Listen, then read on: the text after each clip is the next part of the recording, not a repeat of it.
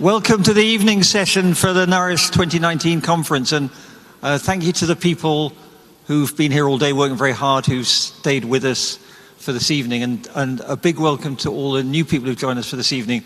We're really glad that some people could have the opportunity to have a bit of a flavour of the conference who couldn't be with us for the 2 days, so you're all very welcome. I'm not going to keep you long. My name is Pete Ritchie from Nourish Scotland, and my only job here this evening is to introduce Dr. Katherine Trebeck. We are so pleased that Katherine could make it here tonight. It was like, could you really please come, Katherine? I've known Katherine for a while in her job at Oxfam. Other people will know her from her previous roles, and she's just back from Australia where she was touring with her book. Katherine works for the Wellbeing Economy Alliance, and I think that's an organization you're going to hear a lot more about in the coming months and years, because I think we're finally waking up in the world that there is more to life than GDP. So I'm not going to say any more than that. I think we're delighted to have Katherine here tonight. There'll be time for questions after her talk, and enjoy the show. Katherine. Thank you, Pete. Thank you. Thank you. Do you know, when I arrived here earlier this afternoon, the room was set up with circles and people, around tables, and people had these little Russian dolls on each of their tables, and it was much more relaxed than this very formal lecture theatre. So I'm going to try and channel that sort of informality and buzziness that I encountered when I walked in and saw all these people with their butcher's paper really discussing how we're going to change the food system. And also, Pete, thank you so much for inviting me. It's a real honour to be here, and thanks for coming along on this stupidly cold day. So thank you. I'm really grateful to be here. What I want to talk about, this is going to work, is the extent to which the food system is a window and, in a way, a mirror into the wider economic system. And essentially, though, how the way our current food system operates is partly a result of how inhumane and unsustainable our wider economy is. So the two interact, they reflect each other, and in a way the dynamics are probably inextricable. We can't pull them apart. And what I want to cover is, I guess, three dynamics of that. One around our unequal distribution, another around the impact on our planet, and of course the impact on human beings and people and communities around the world. But I don't want to stay stuck in that really depressing, it's all a disaster stage. I want to reflect particularly on better solutions and what a different economic system might look like, what we're increasingly referring to as a well-being economy, and equally how the food system is a mirror of that, how we see really good examples bubbling up all over, through all corners of the food system that tell us really what we want to cultivate. I hope you like that. What we want to cultivate if we're going to build a well-being economy. So let's take it away. So you'll all know the extent to which the world, our nutrients, our biodiversity, our ecosystems produce enough food to feed everyone. And yet still we're looking at 1 billion people going hungry every night. 1 billion people going to bed with their stomachs empty. And we know that inadequate food is now one of the leading causes of human mortality. We're looking at over 160 million children who have stunted growth and impaired cognitive development because of malnourishment. But that's not just a global picture. We know that in Scotland, hunger and malnourishment is increasing. Citizens Advice Scotland have taken a survey recently, and they found that of all their respondents, 1/4 of them had gone a whole day without food because of lack of funds. We know that across Scotland, about 1/4 of adults have skimped on their own food so that others in their household could afford to eat. And so I'm not showing you, like I might have done if we were back in 1983, a photo of a skinny child with that malnourished belly. Because, of course, malnourishment is not just about lack of quantity, it's about inadequate quality as well. And so we see that over 2 billion people around the world are overweight or obese. 1/3 of Americans are obese. The UK is definitely catching up, and as are countries such as Mexico and South Africa. And we're now at a state where obesity is a public health crisis that leads to almost 3 million premature deaths each year through cardiovascular disease, diabetes, and related forms of cancer. So why? What is going on here, where we have more than enough food to feed each other, and some people are not getting enough, and others are getting the wrong sort of food? So yes, it is to do with waste, and there is a lot of discussion today around the extent to which food gets wasted, whether it's between farm and market, or in rich countries, scraped off our plates and put into the kitchen bin. Hunger could, in effect, be eradicated with 10% of the food that never gets eaten. But also, it's wider than that. It's because we are really bad at distributing resources fairly and efficiently. And this is not a question of logistics. This is an economic question. It's about inequality and hoarding. It's about the fact that this cocktail, which is the most expensive cocktail in the world, it's called the Winston, after Winston Churchill. It's the fact that it even exists. It costs about £9,000 to make. And so a woman called Neva Goodwin, who's one of my favourite development theorists at Tufts University, she says, humanity does have the capacity to feed, to clothe, to house, and to provide basic healthcare for all its members. That we do not do so is because of the prevailing economic systems that provide for some, but not for all. This is about value chains, the extent to which in our companies they pay the smallholder farmers, the producers, the very least, while the owners of capital, the owners of shares, get the most. And it's also about gender, whereas women who are always at the very bottom of those value chains and those supply chains. And it's also about power. The power that comes from that unequal balance of resources leads to manipulation of us as customers. And nowhere is this more acute than in advertising. The top advertisers in the UK are the likes of Tesco and Asda, followed by finance and then food and confectionery companies in particular. We see the push sales, pushing to children, just even the very location of certain items in supermarkets is all designed to manipulate us. And we could see it in policy as well, the power of those food producers. Back in 2010, for example, The Guardian reported that the Department of Health was putting fast food companies like McDonald's, KFC, PepsiCo, Kellogg's, Mars, Diageo at the very heart of writing government policy on obesity, on alcohol, and on diet-related disease. I mean, come on. And such power imbalances lead to a scenario of price takers and price makers, where it's those smallhold producers like peasants, indigenous people, family farmers, fisher folk, who make and produce almost 70% of the world that is consumed today, but they remain the poorest in the world. They're at the very bottom of our global economy. It's when owners of capital, via their shares, gamble with commodities like it's a chip at a casino, leading to volatility in food and commodity prices. And as a result of that, we see record numbers of farmers committing suicide across Southeast Asia because of falling incomes and rising debt. And so turning to our planet, we see how the extent to which we waste food and the extent to which we use technology in its production, to me, is just a really great example of why Earth system scientists are now telling us that as humanity, we have entered the geological era that they're describing as the Anthropocene. This is the era where it is humanity that is putting most pressure on the planet. But even way back in the 17th century, John Stuart Mill warned us. He said, "There is not much satisfaction in contemplating a world with every bit of land brought into cultivation, with every natural pasture ploughed up, with all the quadrupeds or birds that are not domesticated for man's use, exterminated as his rivals for food." This is a system where we think we are on top and everything else, whether it's the planet or its other communities, are there to serve us. And so our impatience to extract every last ounce out of the land, to never allow our fields to stay fallow, drives producers, or those who've got the money to do so, to plough fertiliser into the soil.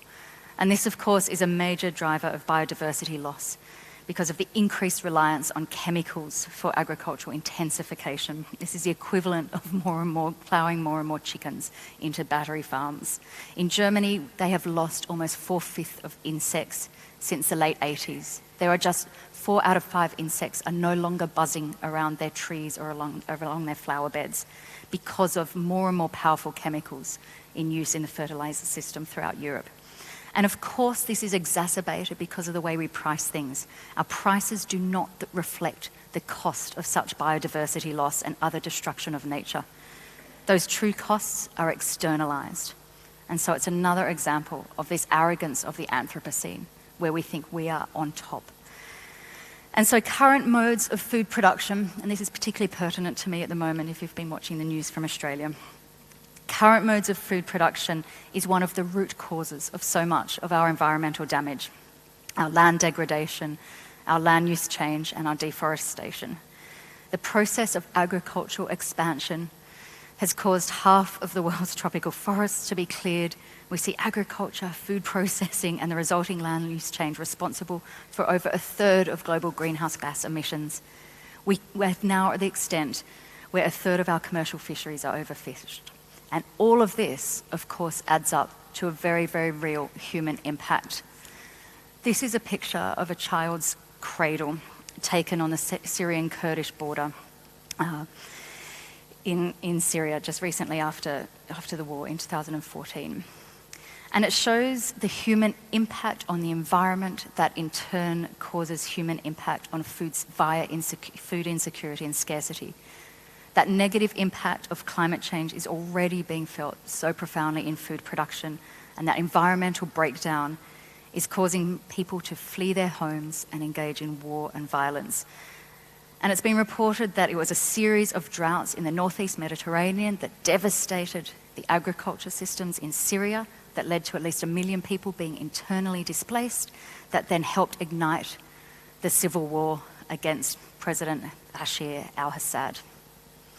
So I want to turn away from the environment and how it impacts people to the level of how the food system illustrates the need to change our economic system.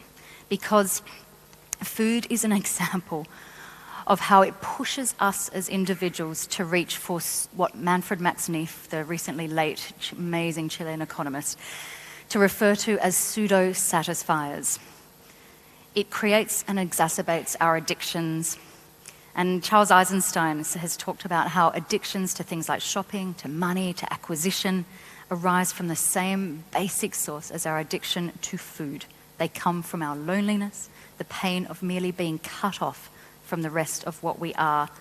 And it's harnessed by companies like Coke, who push this message to us that our very real need for human belonging and social connection will be fulfilled if we just buy another bottle of Coke.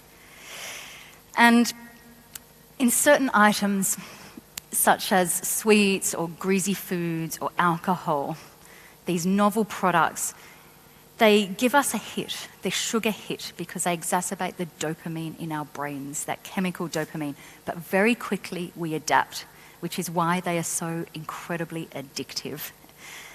And how does this quest for instant gratification, for that sugar hit of food, for instant fulfillment, how does that play out in the labour market?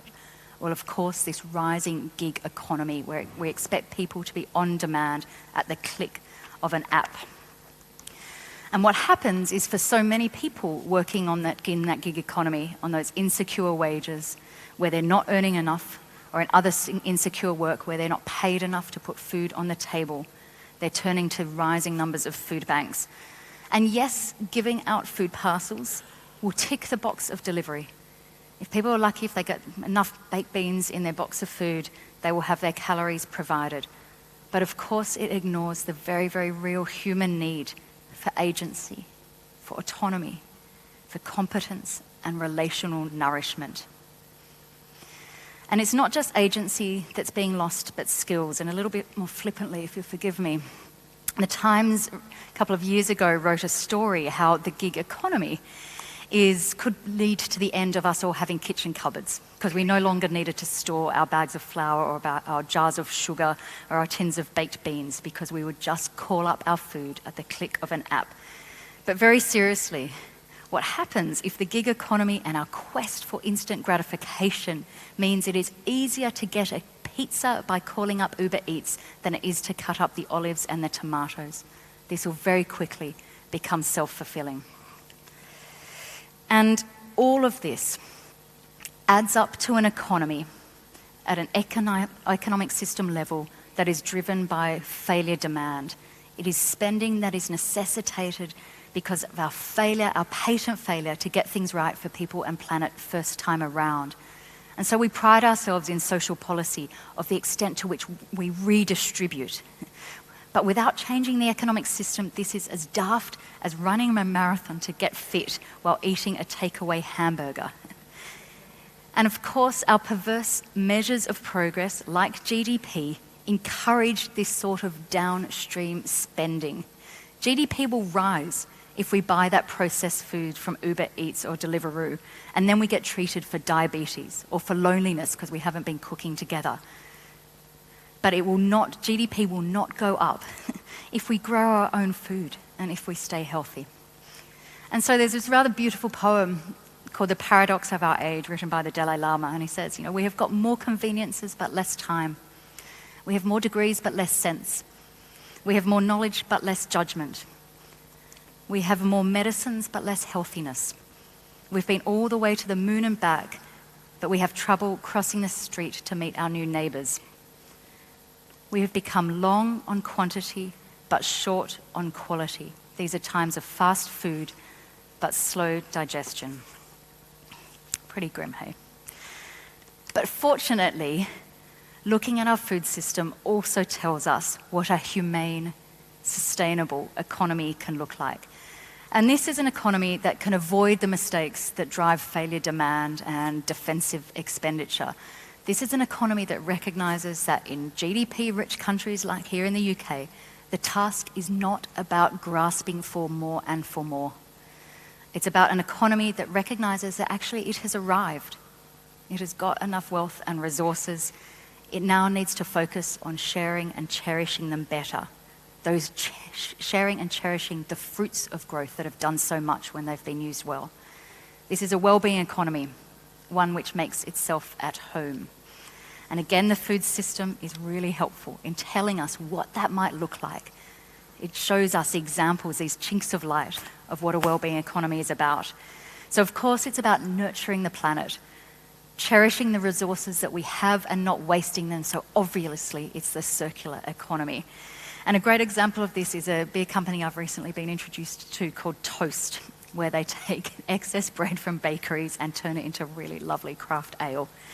It's about cutting food waste, and so we see this really progressive legislation from France or Italy that's outlawing supermarkets from throwing away unwanted food. And of course, it's about helping that shift happen with much more accurate, true prices, so we cannot just throw away and externalize the environmental impact of how we grow and design and distribute and share our foods. And so a well-being economy is about agroecology and regenerative agriculture that is much more efficient, conveniently, in creating foods and calories per square metre. A well-being economy is about making the most of the resources that we have. It's about urban farms, urban orchards, farmers markets. It's about technology being on tap, on our side, rather than on top. It's about productivity pursuit, not in terms of reducing the number of people working for us. It's about productivity in terms of resource productivity, making the most of the resources rather than extracting every last ounce out of a smaller and smaller number of labour hours. It's about community wealth building. It's about community food growing. It's about community markets. It's about even non-market provision. It's about sourcing locally. So it's about food as a basis for community rather than the cause of conflict.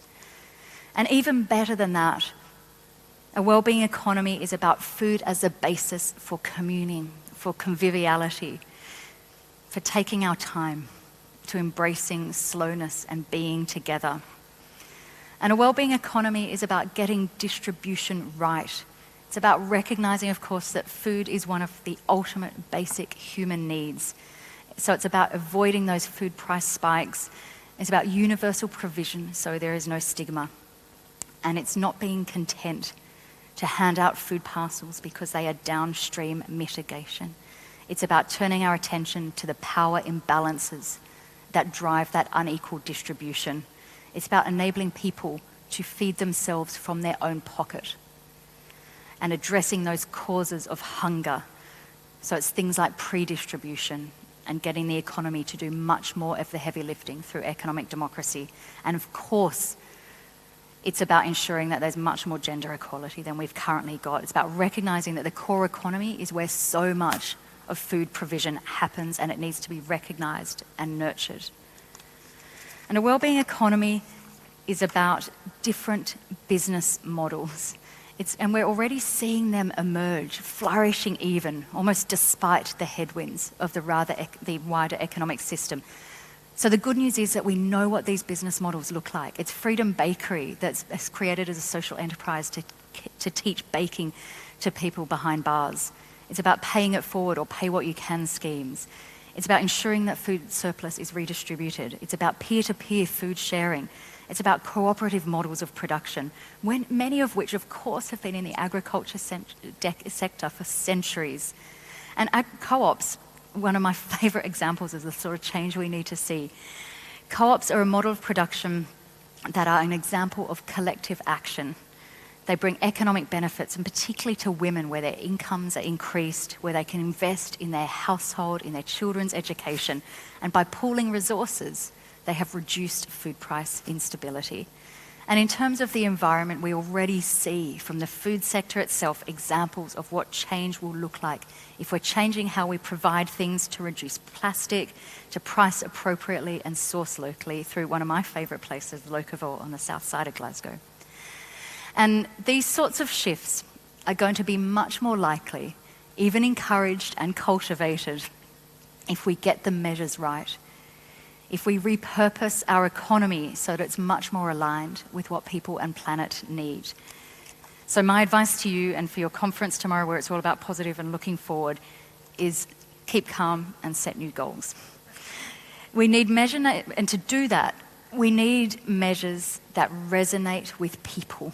Not just sort of people who come to lectures like this on a cold Thursday night, but sort of people who will serve us our flat whites or sell us our bananas or sell us a jar of chutney at the Saturday farmers market. We need measures that resonate, are intuitively sensible, but are also correlated with the key drivers of well-being. And so my favourite example of this, what I want to see Jeremy Corbyn and Boris Johnson fighting over, is not how they will increase GDP, but whether they will increase the number of girls who ride their bikes to school. Because if that number is going up, we know that the streets are safe, that girls are going to school, that their parents can afford bicycles, that they're getting their breakfast in the morning. We finish the chapter in the book, The Economics of Arrival, with this quote saying that if you are lucky enough to drink wine by the sea, you are lucky enough. So maybe that's another one of these cornerstone examples, because if you're lucky enough to drink wine by the sea, you can afford wine. You're not doing 3 jobs just to keep your family above the breadline and never ever take a holiday. And the seas are not polluted, so they're safe and nice to sit by and have a glass of wine. So I'd love you to tweet to me your example of a food equivalent of a cornerstone indicator, and I don't want to see that it is every chip pan in every household or a Coca-Cola for all the people on the planet. But there must be some really beautiful examples of cornerstone indicators of how we can measure our progress better. So I want to finish with a question that I've been holding on to for a while, that can we rely on turning around and changing this juggernaut that is our economic system? Will this be accomplished by enough people and quickly enough to save the modern world? And the person who wrote this, which is E.F. Schumacher, said, if the answer is yes, that will lead to complacency. If the answer is no, it will lead to despair. And so his advice to us and to you in the second day of your conference is that it's desirable to leave these perplexities to one side and just get down to work. Thank you so much.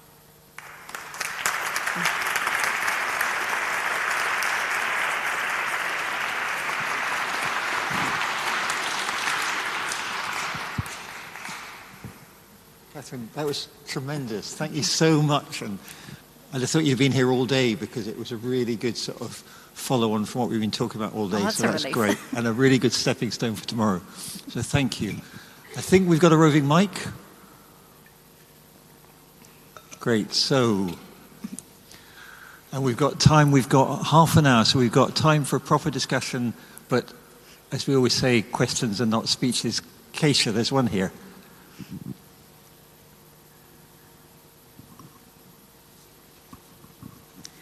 Thank you for a fantastic speech. You touched on a number of elements that our group talked about today, and one of them was about supermarkets and about the power of supermarkets. And we were actually even discussing that the power is so great that we shouldn't deal with them. So, I mean, you talked about the marketing in particular, about how much money they spend on it, and I just wonder if you've got any suggestions about how we can actually start to counter their power. So, a couple of reactions to that.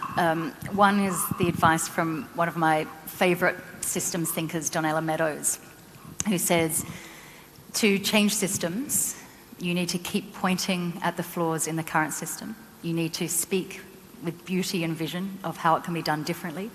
You need to place people in positions of power so they can agitate from the inside, but you don't waste time with reactionaries. So I think it's about finding people within perhaps the food supermarket industry who get it, who probably hear their children coming home to them on a Friday after going to a school strike and saying, "Mum, Dad, what are you doing to protect our planet?" And the CEOs of many of our supermarkets will not have a good answer for that today. Or whether it's CEOs or workers within supermarkets who are reading, say, the recent Oxfam report around the extent of slavery in some of the supermarket supply chains, and who are being touched here and who need to align the business case and the shift. So it's finding those key individuals because they will be there. I used to work with mining companies who used to push Indigenous communities off their land to get oil and to get coal and to get bauxite, and then who a few decades later turned around and said, no, we're going to recognise native title and Indigenous rights to land. And so you just have to find those key individuals. But there's also something about moving ourselves and not waiting for those big monoliths to change. And that's been dismissed. There's a woman, I think, who worked for JP Morgan who said, you know, if you grow chickens, the market won't react. But if all of us started growing chickens, then suddenly the market will react. And so there's something about really spreading that niche level change and demonstrating the feasibility and the desirability of doing things differently. But the challenge with that is just acting at the sort of that local micro level of initiative to initiative, which really matters because it can build to a tipping point and it can demonstrate new normals and new norms and show what's possible if we're not also engaging with the policy regime and tackling things there. All that work of individual change and all that work of just people who are setting up their own alternatives like Locavore will be the exception that proves the rule. But I guess there's some hope because we've seen Waitrose recently say they're going to start bringing in some of those refillings that we see at Locavore. And Locavore had a lovely tweet. They said, hey, good on you, Waitrose. You're following our lead, you know, really claiming that they were one of the, and probably quite rightly, claiming they're at the forefront of that. And so the more we support that sort of activity, big supermarkets will be forced to follow. I think they're too big to ignore, though. I would say they employ too many people. They dominate so much of the high streets and our city landscape. They procure so much from our farmers that we have to take them on. But my advice would be, find some good people within the system because there will be people there who are despairing at the impact that their work is having.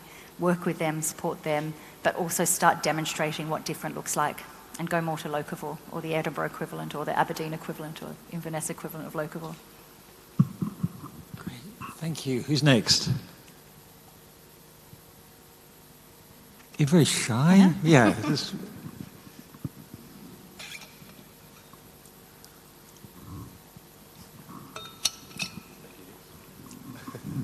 For a take home for the team, so to speak. I know obviously you're speaking a lot about the issues that we're trying to tackle.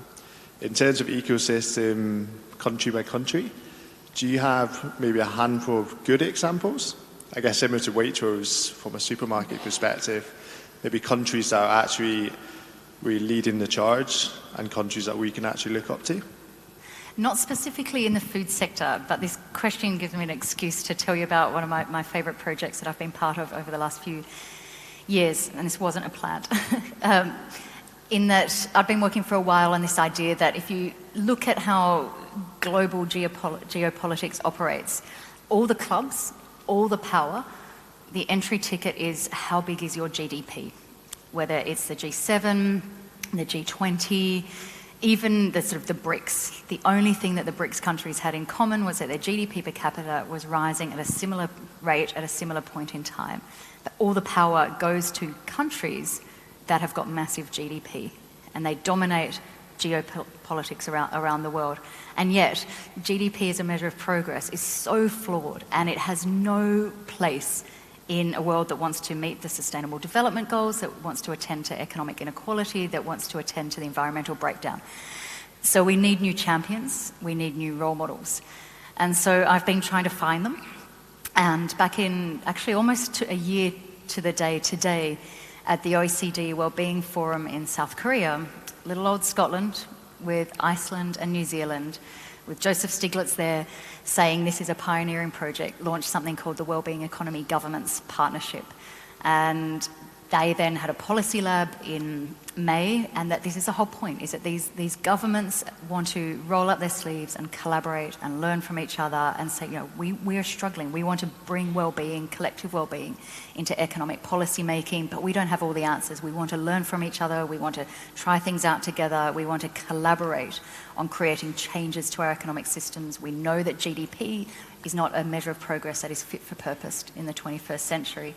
And then, of course, a few months later, if any of you have seen the First Minister's TED Talk, she was up on that lovely red dot telling the world about this as her big idea. And I think it's little, they've got a long way to go, but I think these are the sort of examples of governments and female leaders who are willing to link arms and chart a new course, because doing that alone is pretty dangerous. You're facing all these headwinds of the dominant economic system and the major institutions that are saying, come on, it's all about growth and we need to just build more growth and push down on that accelerator of faster GDP growth in order to deliver good lives, which is completely muddling up means and ends. And so there are examples. Costa Rica is one we're really hoping will join very quickly. Slovenia we've been talking to, Finland, Wales. And I used to really think when I started working on that project that these would be the heroes and the champions of a wellbeing economy, but none of them are prepared to say that. They're all saying, we're not there yet. We have got a long way to go. And so what they remind me of is this lovely phrase from the sociologist Zygmunt Bauman, where he says, a good society is one that knows it's not yet good enough. And I think that's what this partnership, the Wellbeing Economy Government, epitomises. In the front, Chelsea.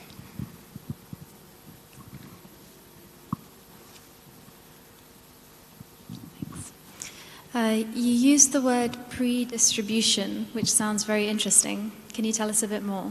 Yeah, it's an ugly word, isn't it? But I think it's such a sexy concept.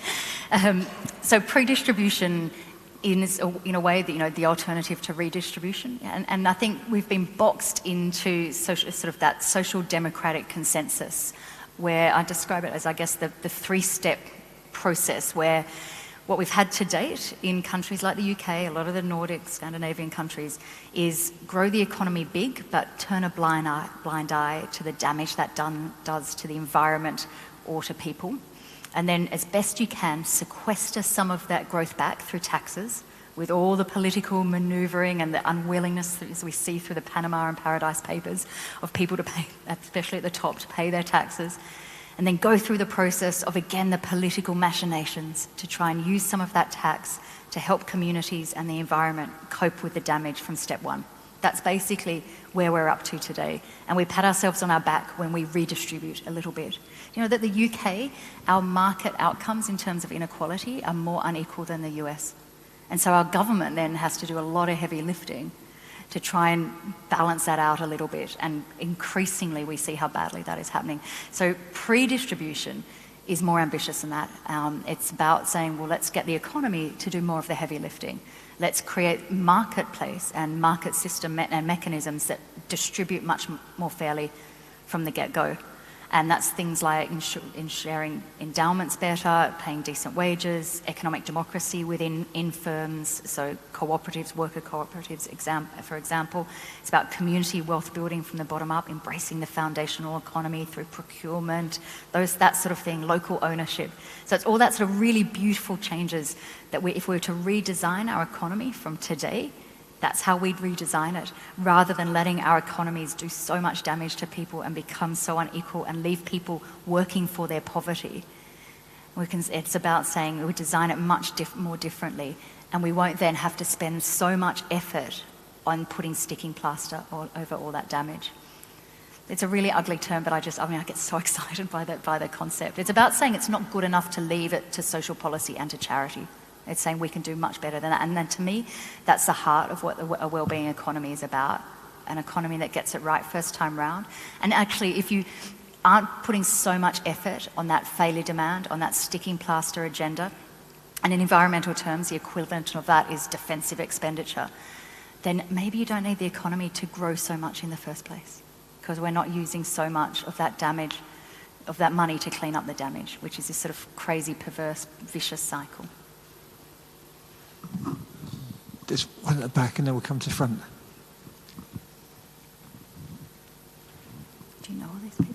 Yeah, introduce themselves, yeah. Do you want to say who you are?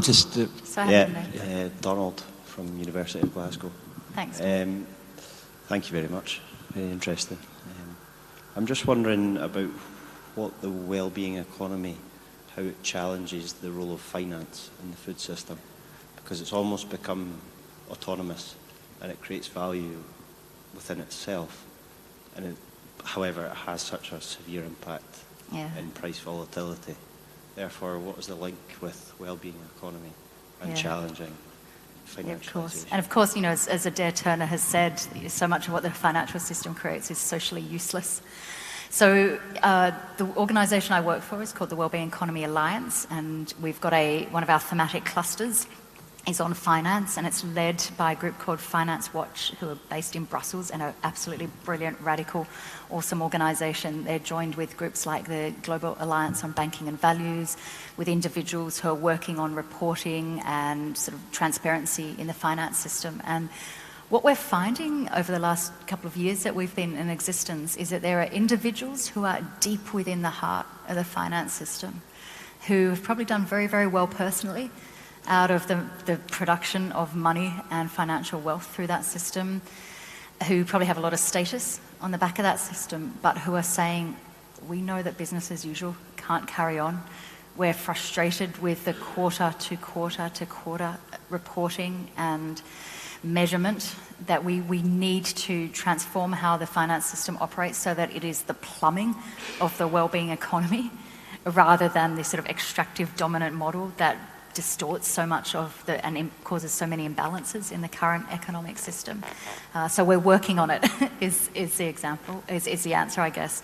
But have a look at Finance Watch, because they've published some really, really great work recently around what a different, more pro-social, more pro-environmental finance system would look like. And if you're interested, do get involved, because we need all the help we can get on that one.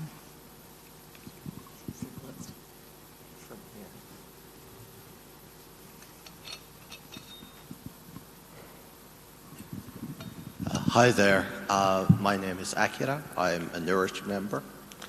And so my question is, one of the power imbalances that we're facing is food will rot in the field. Money on a computer in our current system is, will last as long as you keep replacing the computers. And, being able to wait until someone has to sell for the price you offer is a huge, huge power. So I'm wondering, in your thinking about what a well-being economy looks like, what What rules does the money have? Not the financial system, more basic. How does the money itself work? What do you guys come up with at your table today on that front? No, I wasn't at a table today. Okay. I mean, I quite like the work of a sort of 19th century, early 20th century economist called Silvio Gesell, who, if you've ever heard of the story of Wurgel, it was this Austrian town that tried implementing some of his ideas in the Great Depression. Now, of course, that was back in the Great Depression, and our world has changed quite a bit. So I don't know how applicable his ideas would be to, our world today. But that's as far as I've thought about that question. I guess what we're already starting to see hints of ensuring actually that money does start to perish in our bank accounts through negative interest rates. And RBS, for example, recently on its business bank accounts was talking about, and I don't know if they actually went ahead with it, but bringing in negative. I don't know if anyone's got a business bank account with RBS, if they're charging you to have money sitting in there rather than giving you a minutiae bit of interest. But that's something actually that Charles Eisenstein, who's written this book called Sacred Money, talks a lot about as being one of the key levers of how to disrupt the dominance that money has, and how toxic the very hoarding of money is. He says we need to start making sure it perishes in our bank accounts as much as grapes rot on the vine or corn rots on the stem. So it's not an area I know tons about. I guess the other thing, listening to you talk about though, other than to refer you to Charles Eisenstein's work, I think you'd really like, is the other commodity, which is almost the ultimate perishable commodity, is time. And that speaks a lot too to how we design our food systems and also how we interact with money. We seem so prepared to spend our money, as I was saying, in getting the instant pizza from Deliveroo or Uber Eats, rather than taking that time to grow the tomatoes and cook the pizza ourselves. And so there's something also about the interaction between those three commodities that is spiraling out of control. And then we look around the world and worry why people are feeling so anxious and frustrated and alienated, and why they're reaching for these coping mechanisms that just then become self-fulfilling. And I often say people are reaching for coping mechanisms at the pillbox and at the ballot box. And we see the harm of that in our politics and in our A&E systems on a Friday night and Saturday morning every week.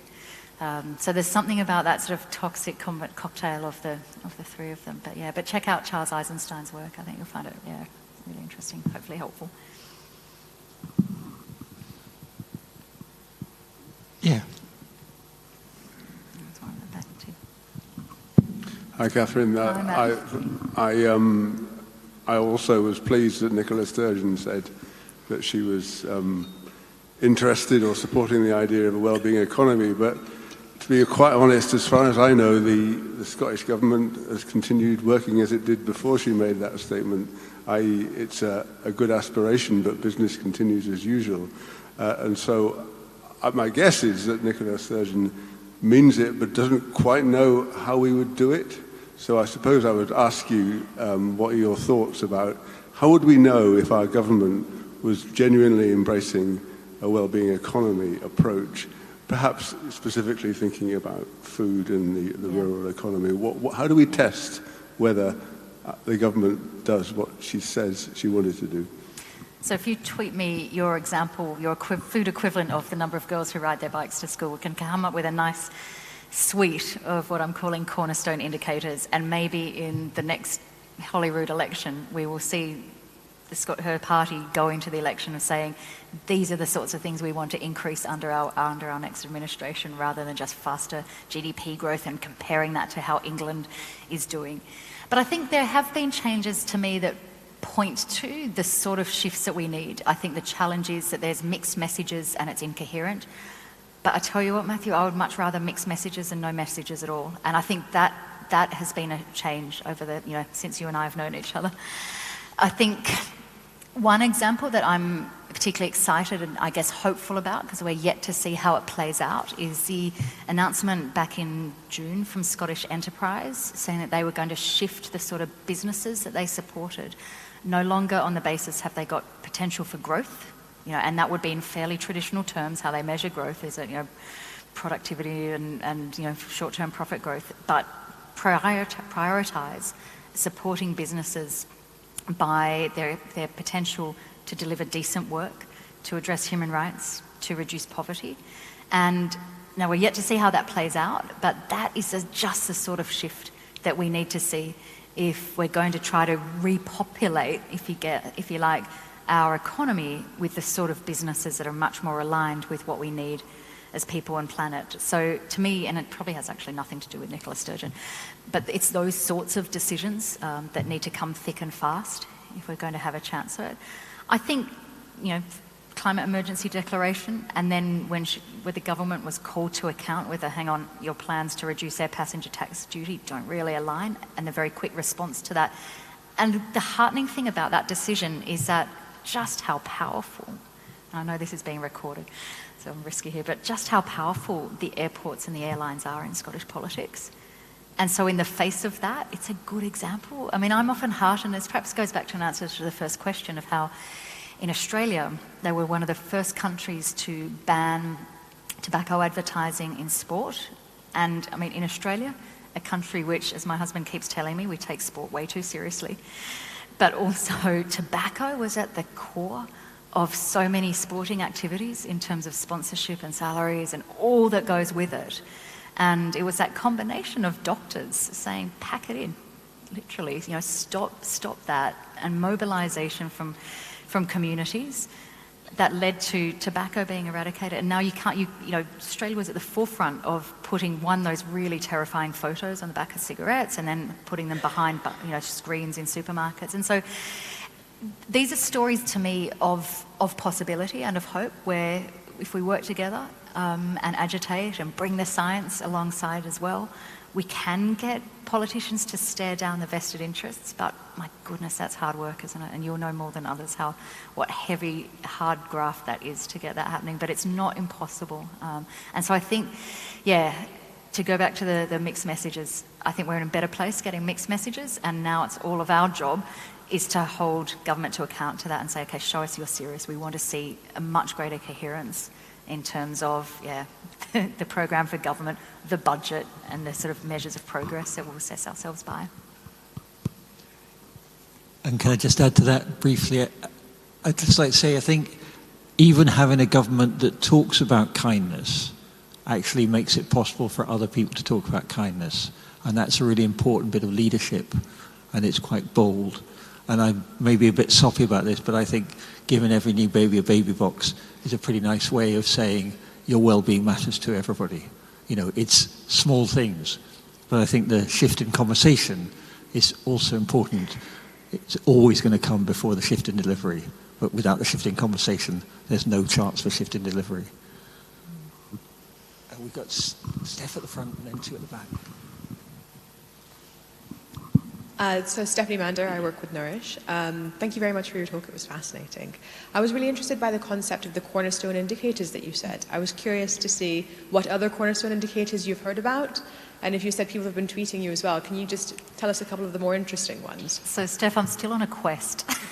This is a dream project of mine, which I keep dropping, not so explicitly, but I keep dropping into talks and so on, hoping that at one point there will be a high net worth donor or sitting in the audience will say, Katherine, I love this idea, resign from your day job, pursue this, because I just think if we change the purpose of our economy, so much else will matter. And of course, there's a very, very rich, busy, beyond GDP movement, which I've been part of for almost 10 years now. And what happens is you get these really well-intentioned projects to create better measures of progress than GDP, and they're designed ultimately to benefit communities. But as soon as they become technical exercises and they start talking about indicators and dashboards, as I said to colleagues recently, most normal people, when they talk about indicators and dashboards, they're talking about their car, not about measures of progress. And so we need to close that loop. And that's why I'm excited by this idea of cornerstone indicators that we know will correlate to a whole lot of the determinants of collective well-being, but in and of themselves have that resonance, that pithiness that just people go, yeah, that makes sense. So I haven't got I do have a long list, but I haven't tested them. I haven't, done focus groups. All that's the sort of stuff I'd love to do, and this dream projects of mine. So help me find that rich person to run with it. Because wouldn't it be cool if we had our politicians saying, this on our manifesto, this is what we're going to aim to increase. And there's some politicians have started to be interested in it, but it's a huge shift.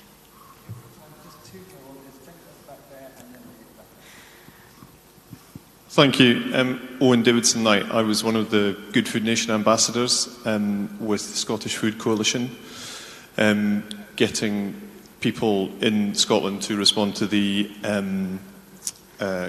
Good Food Nation Bill public consultation that happened earlier on this year.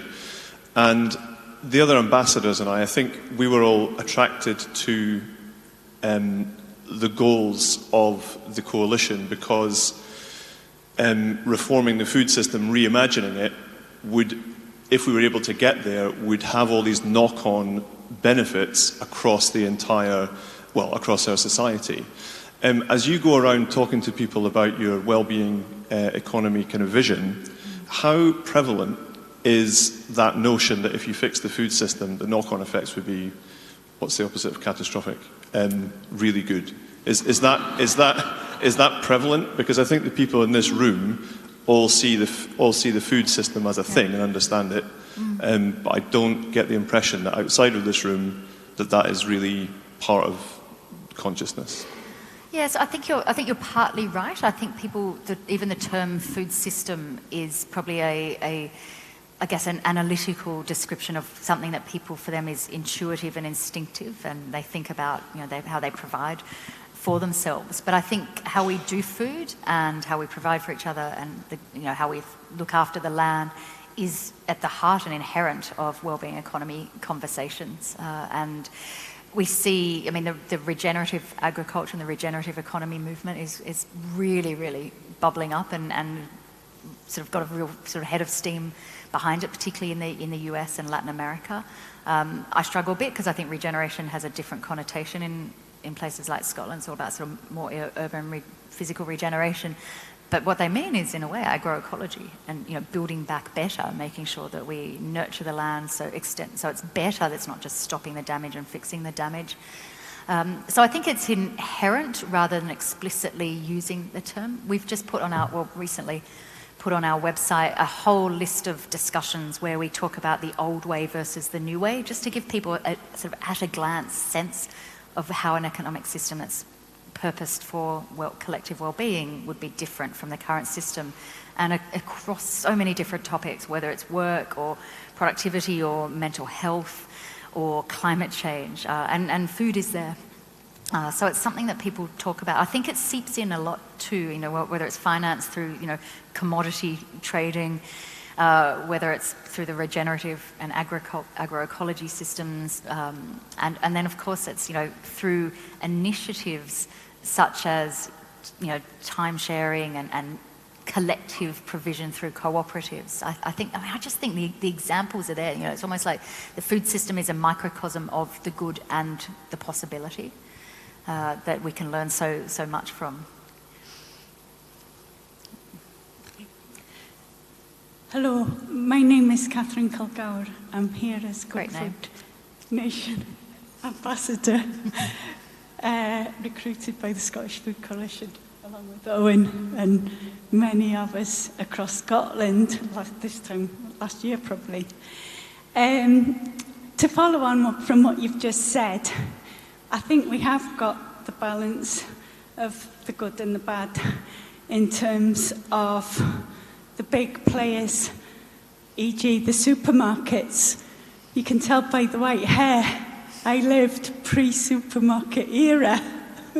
But Tesco, for example, I believe are providing free fruit for children. That is a good incentive, I believe. But my real question is, I'm delighted in relation to what you said about what went on back in the 90s with regard to how we rid our countries and worldwide of this problem associated with smoking and ill health.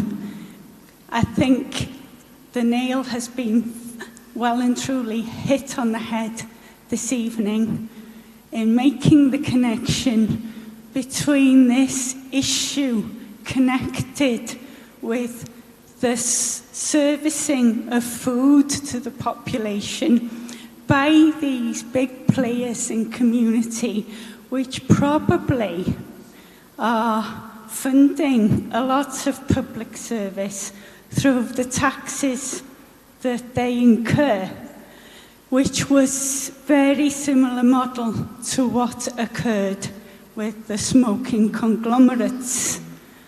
So I would really ask, how can we, as parties interested in Scotland, put pressure on the Scottish Government and the UK Government to transform this problem with reference to economics?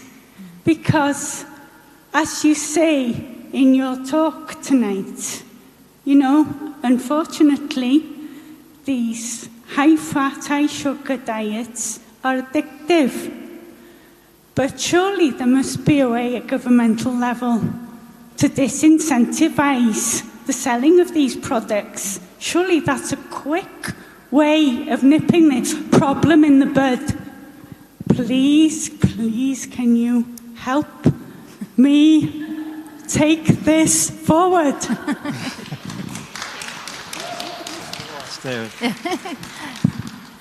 Katherine would be delighted too. So Karen Davidson, my colleague here from the Wellbeing Economy Alliance, you're going to be here tomorrow. Right, so talk to Karen about joining We All, because We All was set up from a sense that if the movement, in the widest sense of the term, the movement to transform the economy, you know, whether that's community groups or academics or students or businesses who are progressive and who understand they want to be part of the solution rather than causing all the damage, they realised that they had no chance of changing the economic system if they didn't work together. And so our mantra, well, we've got several mantras, but one of them is togetherness above agreement. So all the diversity of the We All and the Wellbeing Economy movement will have different areas of expertise, different emphasis on the sort of shifts they need, perhaps even different interpretations of what a wellbeing economy might mean, but they're united by the sense that we need to transform the economy to make it more humane and more sustainable. So join and get involved and be part of it. But we're also united by a sense that, you know, what can we do together that we can't do apart? And there is amazing work happening, and I sort of illustrated some of the cool stuff I think that's going on just even within the food system that illuminates the sort of shift that we need to see at a much wider scale. But it is only by connecting up and linking arms that we'll be able to achieve that change. So, I mean, call on We All to help with sort of collaboration and amplifying. We use the term amplification a lot, and that's something we take very seriously, about amplifying and shining a spotlight on the really good stuff that's happening so that others are inspired by it and replicate it, but also so that we can say to politicians, look, this is not a step into the unknown. You will be on the right side of history if you get on side and support this sort of change that we need at a wider scale. But I guess the other message is just keep going, because things are starting to shift. I mean, we are now 12 months on from the confluence of young people coming out from their schools on Fridays and saying enough of this political recalcitrance, marrying that with scientists saying louder and louder that the economic system is a root cause of environmental breakdown. And we have seen, I mean, if we were sitting here 12 months ago, I don't think we would have been talking about governments declaring climate emergency. I don't think we would have been talking about to the extent to which we've got, you know, CEOs of massive companies saying we need to massively transform how capitalism is done and stop pursuing profit for its own sake. So I think stuff is bubbling up, but we're also seeing cities and countries around the world where people are protesting and coming out, whether it's Chile or Lebanon or Iran, because of the extent of inequality now. So those two issues are on the front pages like never before. There's the environmental and the inequality issue. And the trick is for us to ensure that the solutions speak to both of them at the same time. Because if we're imbalanced with our solution, if we double down on environmental solutions, then folks who feel their livelihoods will be at risk they will hold on for dear life to the current economic paradigm. And if we just address social justice questions without attending to the environment, we will all be dead in, how many years?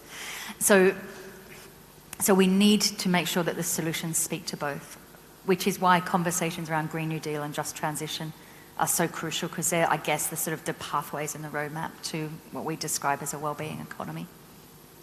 But you're not alone, and we've also just launched something recently called We All Citizens, and it's weallcitizens.org, and it's for folk wherever they are in the world to just share hope and exchange and collaborate, so you're feeling reassured that you're part of something bigger. It's a lot of advertising, sorry. We just slagged off advertisers. That was great.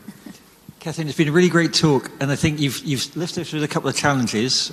You've left us with a challenge of thinking what pre-distribution looks like in the way we do our food, because at the moment, as you say, the externalities of that, the way we do our food system, creates so many problems that even if all those companies paid all the tax they were due and more, we couldn't actually sort it out from the taxes they pay. So there's something about trying to make the economic argument and the well-being argument for pre-distribution in our food system. But you've also given us a challenge of a cornerstone indicator, and I think Peter was talking earlier about the Good Food Nation bill, and Vicky, that's a real opportunity. Jane was talking about how the indicators and the ideas they developed for the Wellbeing of Future Generations Act has made a big difference to the way people are starting to think. We have an opportunity with a piece of legislation to come up with those cornerstone indicators, and there's a lot of minds here, and we need to be thinking about that. And I haven't been able to think about them because I've been trying to listen to Katherine, but maybe there's something going back to girls riding their bikes to school. Maybe the number of people in Scotland who buy at least some of their food from a woman they know, I think that would be a pretty useful indicator to start with. Can I add to that, Pete? Yeah. So, of course, if you go back to the original New Deal from Roosevelt during the Depression, what was the measure of progress that emerged from that to measure how it was pursuing? GDP. And so if we're serious about a Green New Deal, we need the right measures of progress. We cannot achieve our success on a Green New Deal if we're using broken, outdated measures like gross domestic product. So number of people who buy their food from a woman they know, wouldn't that be the fantastic measure of the success of a Green New Deal? Okay, so it just remains to thank you all for coming, and please thank Katherine for a fantastic talk. Thank you.